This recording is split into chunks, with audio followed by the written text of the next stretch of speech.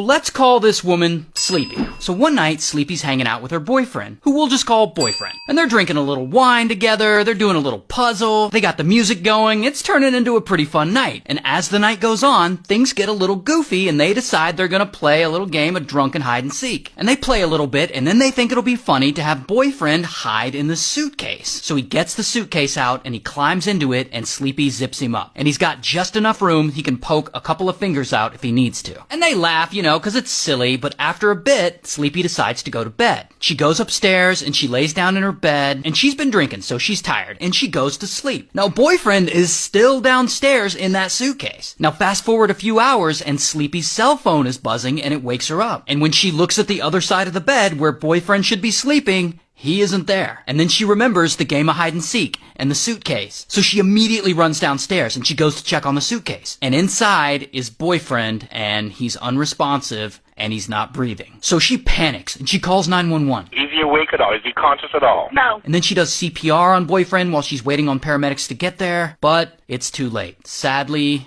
Boyfriend doesn't make it. Apparently his lungs couldn't expand enough to properly breathe while he was in the suitcase. So then the police comes and she gives her statement, which is basically just the story I just told you. That's the story she tells and that's the story everyone believes. Until during the